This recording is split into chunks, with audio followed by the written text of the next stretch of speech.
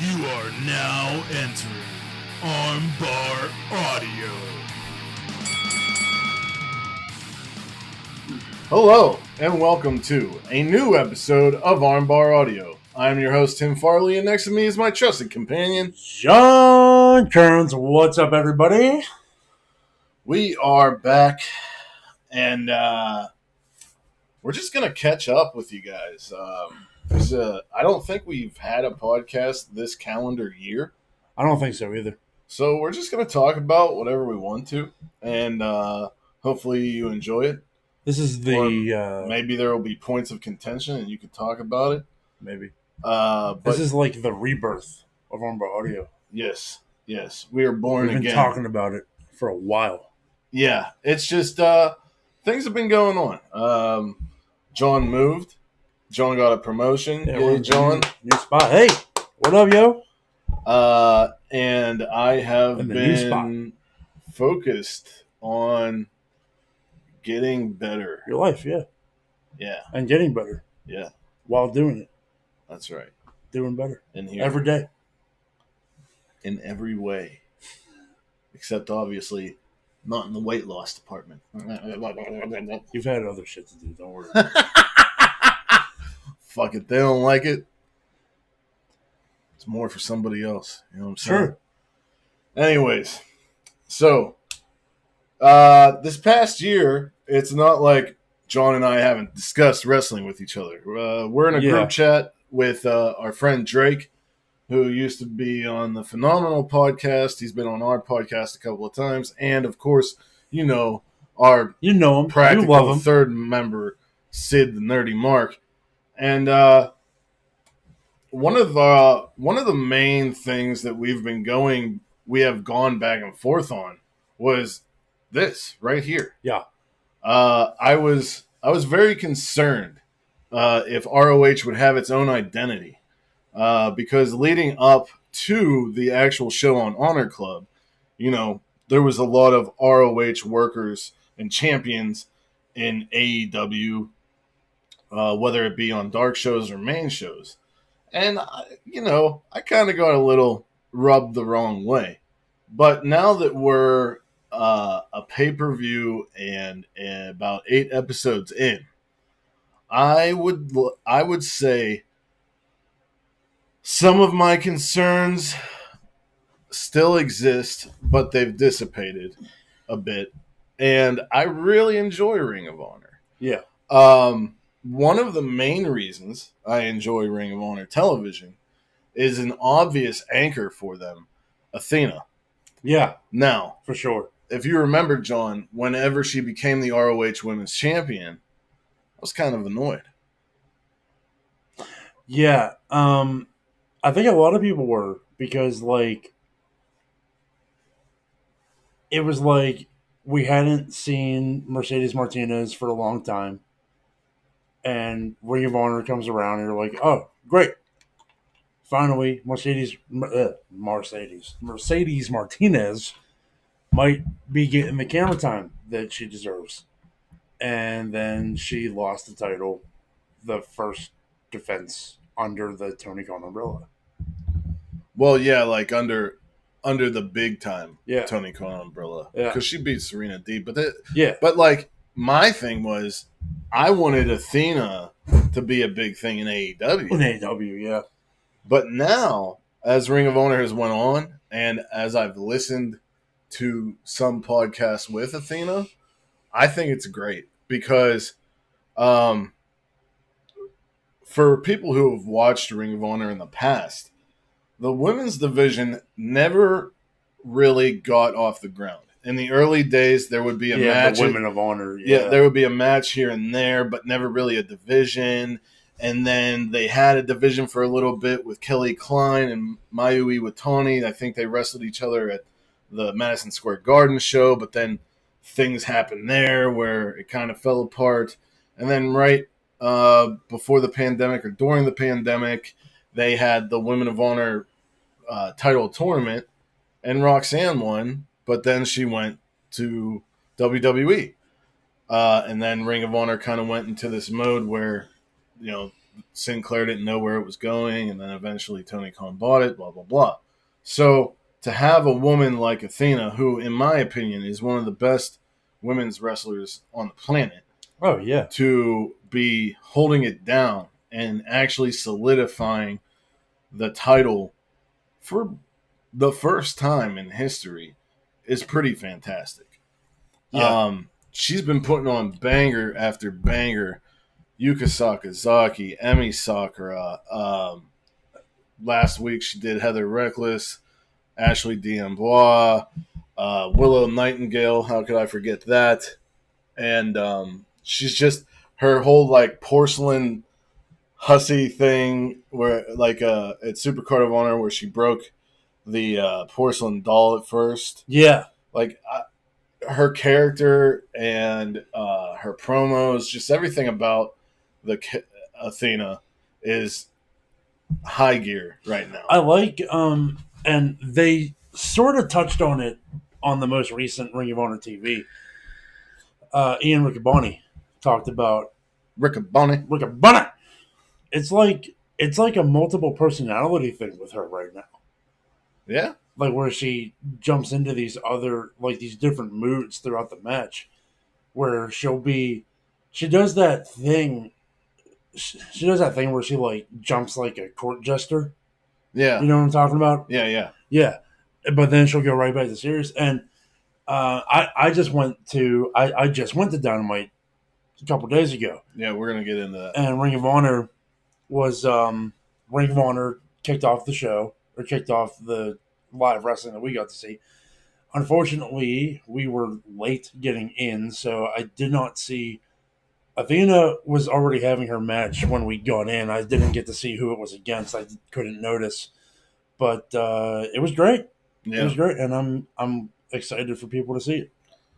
Speaking of Ring of Honor, my favorite show this year so far was Super Card of Honor. Oh fuck yeah! If you haven't watched it, go out of your way and find it. However, pay for it, don't pay for it, I don't care. Just it's fantastic, and it kicked off with Commander, who is now All Elite, and Triple A Mega Champion, Mega Champion El Hijo de Vikingo. Now, I've known for quite some time the amazingness of Vikingo because a few years ago, maybe even more than that, Impact did some shows in Mexico, and he was on them. It's really hard for me to watch Lucha Libre, to be honest. Like, it's a lot of clusterfuck, in my opinion. But I've seen some of his AAA matches, and they were good. And he reminds us of a young Rey Mysterio Jr. I was trying to get John to remember what he said the other day, but I said I got to see it live. Happy live. What are you talking about, Tim? But no, I said the other day, I was like, imagine Vikingo now versus like prime Rey Mysterio. Yeah. Like Monday Nitro Rey Mysterio. It would have been insane. Like Monday Nitro / Ruthless Aggression era Rey Mysterio versus Vikingo now would be nuts. I would pay big money to see that. But Vikingo is now, I'm sure whoever listens to this knew that he was going to do a United States run with GCW, Warrior Wrestling, and some other promotions. And AAA didn't want his stuff being filmed or broadcast or streamed. And I don't know what happened, but apparently they said no more because we got to see him on Super Card of Honor against Commander. And it was one of the best matches of the evening. Since that time, not only has he worked those indie shows, but we've seen him on Dynamite against Omega. Yeah. We've seen him on Ring of Honor against Gringo Loco, and I believe he had another match as well. But the guy's taking the United States by storm right now. And he's on Rampage tonight against Jalisco. Yeah. Oh wait, that's tonight. Yeah, because of basketball and shit. Ah, good. good because I watched GCW last night, and I was like, oh, I'll watch Rampage another time. But that's on tonight. Fantastic treat for me. Yeah. But I was there. I was in the arena. Yeah, this influx of luchadors, not just Vikingo, but Commander, Gringo Loco's finally getting some shine on him. It was really nice to see him on ROH this week, and I believe you got to see him live. Yeah, he faced God damn Blake Christian. What is wrong? Yeah. He faced Blake Christian on Ring of Honor. And we get to see Metalik on Ring of Honor. I don't know what the format for Ring of Honor is. I don't know if that's going to be on Thursday or next Thursday. Yeah, I don't know. Sure. But I like this. I like what Ring of Honor is because we're seeing AEW talent there get booked differently. A lot of times there are some exceptions. Like Mark Sterling's group, the Varsity Athletes, and the Varsity Athletes have been nothing but losers on both shows, which upsets me because we like Josh Woods. Yeah, and Tony Nese could win one here and there. Like they don't have to lose every damn match. But then you have the Trust Busters. I just hate Mark Sterling that much. Who were just, jobbers on AEW, and they're actually like doing something with them on Ring of Honor. Like I would say, Ring of Honor is based right now upon the Kingdom against Top Flight. Yeah. And of course, Dante Martin is gone, so they have Action Andretti in there, which is perfect for Action Andretti right now. Perfection.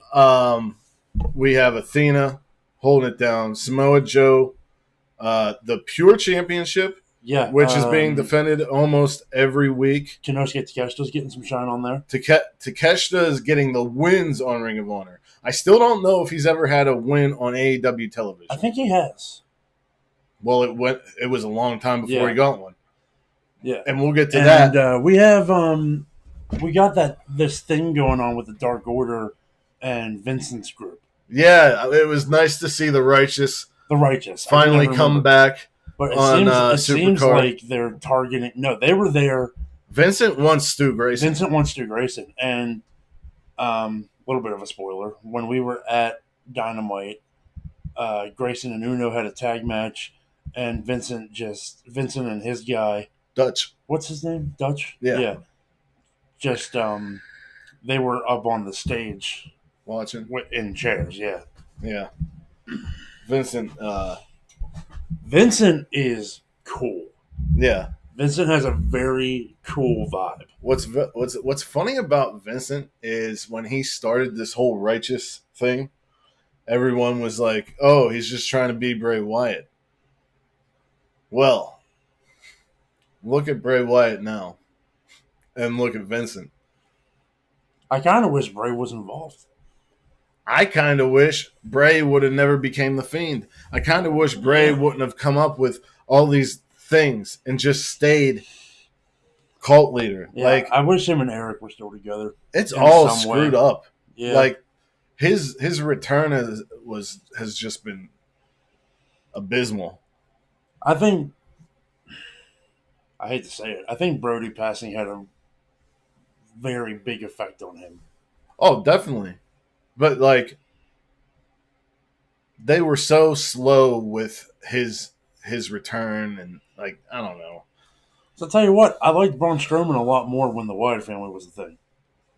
For sure. You know why? Because he didn't talk. Yeah. He didn't have a Twitter account. But anyway. So yeah, I was afraid that Ring of Honor would just be like a AEW Light. Yeah.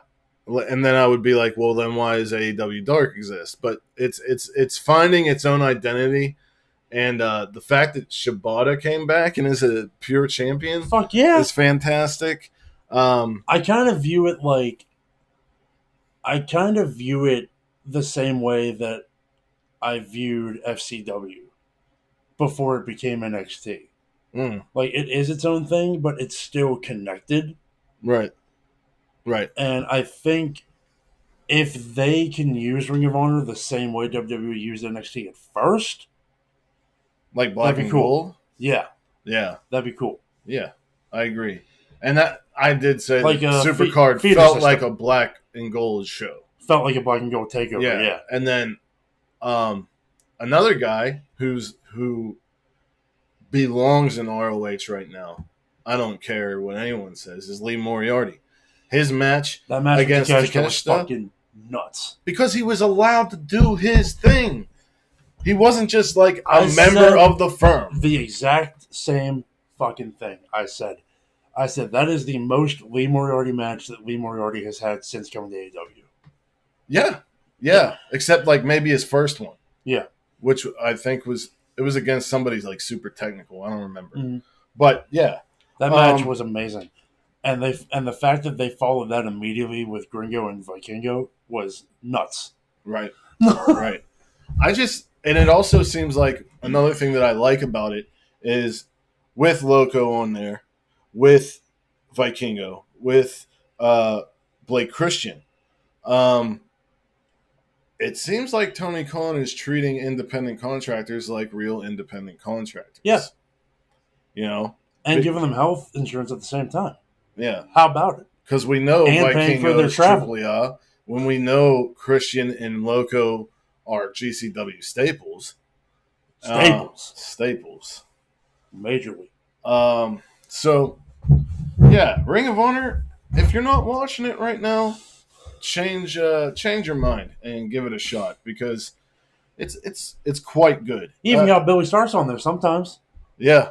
And Tony Schiavone kind of let the cat out of the bag that Billy signed. Yeah. Mm-hmm. Yeah.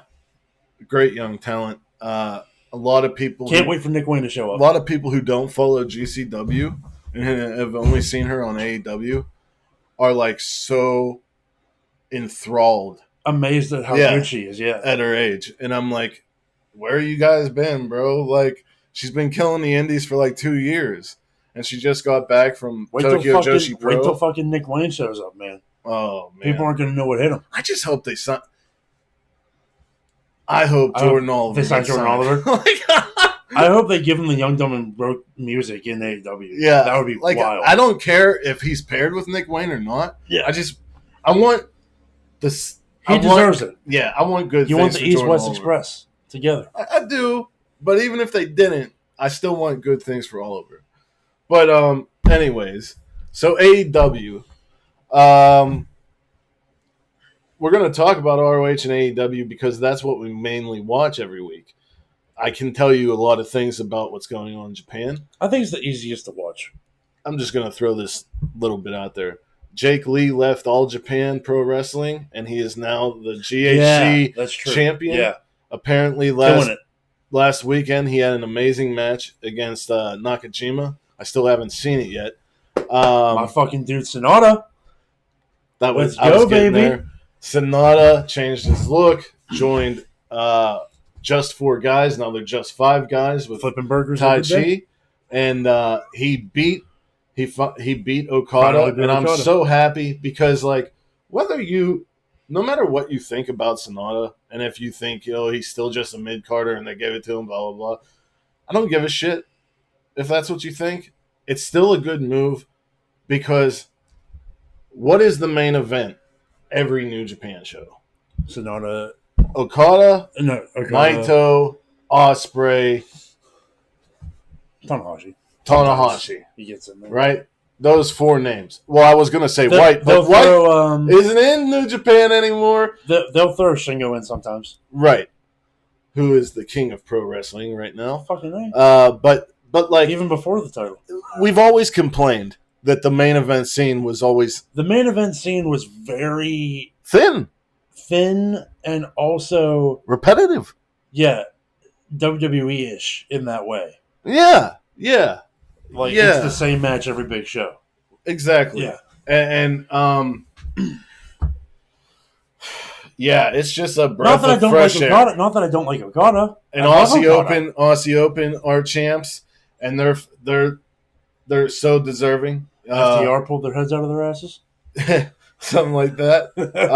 I think we're gonna get that match again. this year. But yeah, FTR pulled their heads out of their asses and signed a deal.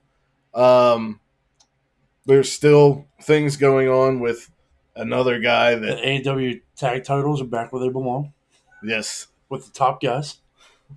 hey, I have hopes for the Guns or the Ass Boys, Dude, but it's not their time right now. Nah. They're still young. ass boys. I mean, I listened to one of Jericho's podcasts from his cruise, and Austin was basically saying how he had to train Colton when Colton got into AEW because Colton had a whole nother thing that he thought he wanted to do. Then he decided to wrestle, and Tony saw the money in the brothers, so Austin kind of had to teach Colton on the fly. So there's nothing wrong with that. Yeah, those boys have a lot of pressure on them, and for what it's worth, especially with where they came from, they knocked those things out of the park. It's just they need some more time, and as long as FTR, the personality and the character is there. Yeah, in my opinion. Yeah, the in-ring work needs to match with the character. Agreed. Or match with the ego. Yes. Because the ego is good. The ego is classic good heel ego. Speaking of ego, Ethan Page? No. I kind of touched on it earlier. Egon. Jay White had the wrestling world wondering where he was going to show up. Was it going to be at Supercard of Honor? Was it going to be at what was the show? Revolution? Was he going to be at Revolution? Was he going to be at Mania? Was he going to be at the Raw after Mania? Yeah, that's what a lot of people thought. And then a lot of people thought the Rumble too. All these things. And he held out until a random ass Dynamite. It was the smartest thing ever because he said nothing. Right. He was radio silent until he showed up somewhere. It was so good. Right now, Juice Robinson and Jay White are calling themselves the Bullet Club Gold. And David Finlay, who has been chosen by Gato, said whatever they're doing over in AEW is not part of the Bullet Club. And okay. Come on, guy. I mean, you got LP over there who they just kicked out because he didn't. They kicked out LP? Well, he didn't stand in line with Finlay. He didn't believe in Finlay. He better turn to AEW or Bullet Club Gold. I'm hoping. That's what I'm hoping.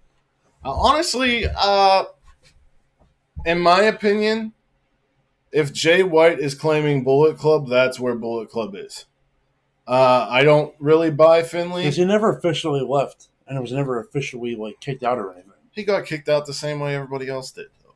Yeah. He got his ass whooped by the next guy.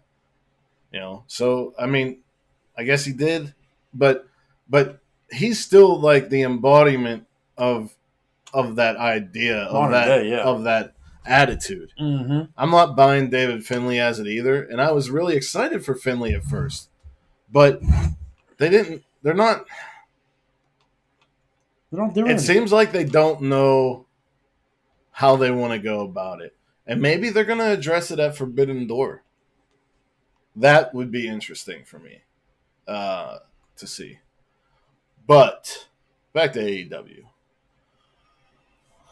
Our favorite guys, the Blackpool Combat Club, have turned shit heel, and I love it. It's amazing. At first, everyone was wondering what Danielson would think because Danielson lost to MJF and took some time away, and just Moxley, Yuta, and Claudio turned into the three hyenas from the Lion King. Yeah, for real. And Brian's always had this goody two shoes thing about him. So it was very interesting. Yes, when he turned and he came out to help Omega, but then he hit him with the Busaiku knee. Mm-hmm. And now he's taking screwdrivers to people's heads. He's kind of like a manager. But now with the recent happenings, I imagine he'll be getting involved in the ring. So, Blackpool Combat Club, very angry that the elite are seen as the top of AEW. They're upset with a lot of things about the elite. They're going after Hangman Page, Dark Order. Let me ask you something. What does the E in AEW stand for? Elite.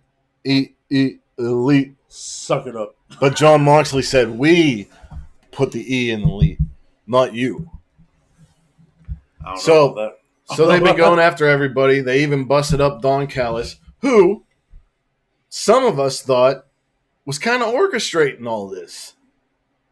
Don Callis, in my opinion, is so good at being a slimy douche that when he talked to Will Ospreay on Dynamite a long time ago, I was like, immediately like, he's going to leave Kenny for Will. And that didn't happen. And then whenever this stuff happened where he like kind of faked his stuff with Paige to keep Paige away from Omega, I'm like, oh, he's behind all this stuff. But what happened this past week, I don't really think so anymore. And you saw it live, so let them know. Well, there's been a lot of talk, a lot of rumors about Callis getting Takeshita involved with Omega. And finally, after much speculation, this week on Dynamite, we saw Don Callis recruit young Takeshita to assist the Elite when they were getting beat down by the BCC. Yeah. Takeshita, of course, was the ace of DDT, still wrestles for them sometimes, and Omega has a rich history with DDT. And Callis on screen has been trying to court Takeshita, and Takeshita has been in the middle with him. Like, kind of like, okay, I don't know. So, BCC were beating down the Elite. Callis came down with a chair, thought that he was going to do something, and then he got a better idea. But we just thought he was a chicken shit. And he's trying to convince Takeshita at the ramp to go and help. As soon as Takeshita hit that ring, it was like a ball of fire. He was hitting everybody, and you could see on Danielson's face, and I know maybe you couldn't because you were there live, Danielson looked frustrated and put on his heels. Like he did not expect Takeshita to be there. Yeah, no, that didn't come across. Now, there's still people out there. If I was looking at the big TV, maybe, but no, I didn't notice. There's still people out there who think that Don Callis is still orchestrating it and that him and Takeshita are going to go Blackpool Combat Club. But I don't see that happening, and I don't like it. I don't like it at all. Unless they sign Kota Ibushi. Hey. Let's see here. Of course, we got the 4 pillar stuff going on. Speaking of Kota Ibushi, Bloodsport, Mike Bailey. Oh, that God. match was very good. Yes. That was one of my matches of the weekend. Not Kota's first time in America, but a very good showing. Absolutely. Speaking of Mike Bailey, his matches against Jonathan Gresham in GCW and Impact have been fantastic. The Vikingo match at Spring Break. Yeah.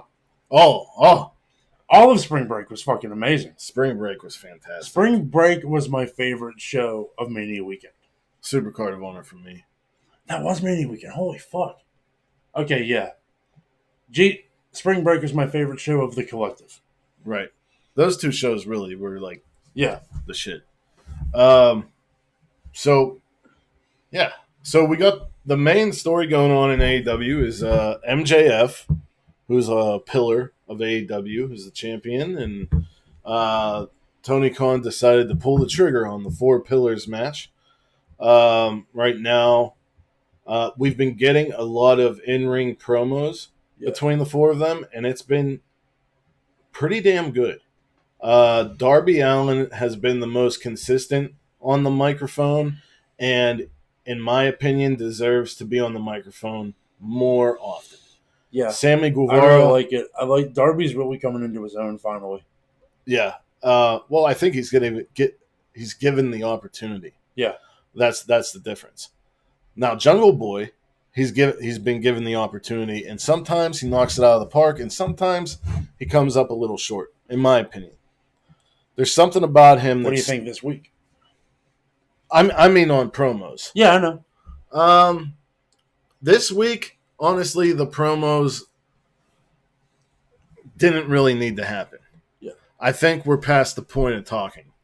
It's now at the point where things have to start going into action mode, and that's exactly what they did by the end of the show, because they had a tournament, pillar tournament, and whoever wins the pillar tournament goes against MJF. Yeah, so tournament with 3 people. Somebody had feat. They had to pick a name out of a hat to get the Yeah. bye, and it was Darby. So Sammy versus Jungle Boy, and what the hell is going on? What do you mean? MJF gives a blank check to Sammy Guevara. Yeah. I mean, what does MJF see Sammy as the least threatening? For sure. Absolutely. Because he's a heel, or like, I don't know. I don't like this, and I know it's not gonna. In my opinion, it's not gonna lead to anything, because we're gonna get a fatal 4-way. Yeah. Like, this whole tournament thing's a nice way to take up time before Double or Nothing, in my opinion. Well, they got some time to take up. Is the thing too. So now here's the question: do you think it's time for one of the other pillars to dethrone Maxwell Jacob Friedman? I don't know. It's hard to say. If it's anybody, I feel like it kind of should be Guevara. Why? Well, because he's like legitimate day one, match one of AEW. See, I would go with Darby. I understand, but I'm just saying, like, because you got kids painting themselves up as Darby. You got like the endorsements from different places, Darby. You got the guy who can rock it on a mic, Darby. No, I understand all that. I'm just wondering when. I'm kind of starting to wonder when Sammy Guevara is going to get the reward for being the main ride or die AEW guy for as long as he has been. Okay. I'm going to say this. All of them will have the title at some point. Yeah. I do not think MJF loses it to any of them. I could see, like he said, a whole year of a reign of terror. Yeah. Now, I know that John doesn't want to talk about this, but I would be remiss if I didn't bring it up. There's a lot of rumors about an AEW Saturday show and a brand split. Yeah. Do you understand my stance that none of those rumors are coming from anyone involved with AEW?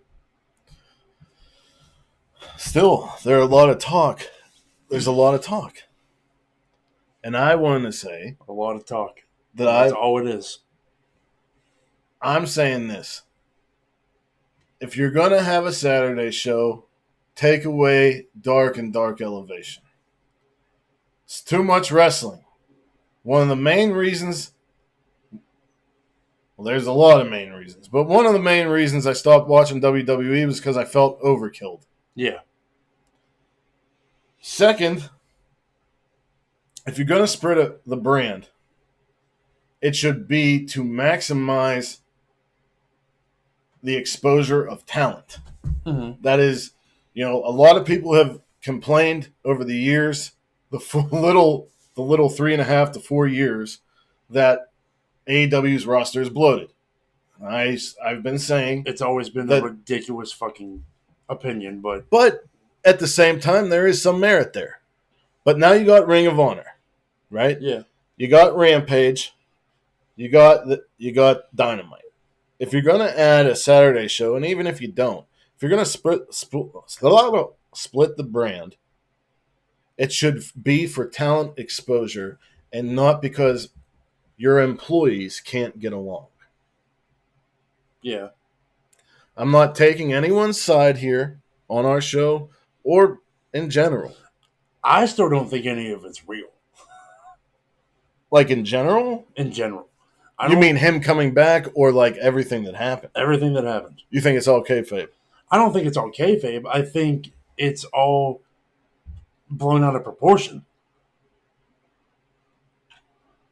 Majorly. Yeah. It's majorly blown out of proportion. What we saw that night was a man who just got the title back on him, who knew that he was going to have to relinquish it again because he knew he got injured. Yeah. A man who was was reading dirt sheets and getting information about something that happened that he threw away 6 years prior or something like that. So he was a pissed off old man. Yeah, and he knew people were going to shit on him.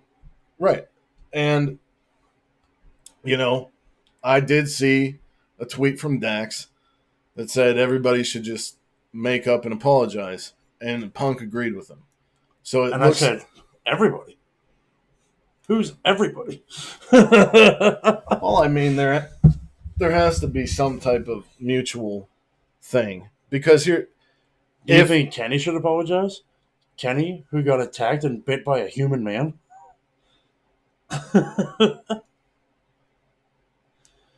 Maybe in the sense of we shouldn't have come to your locker room that night. We shouldn't have done what you told us to do. No, that was dumb of us to do that. Sorry. We're sorry we came down to your level. Yeah, exactly. Yeah. Mm-hmm. Yeah.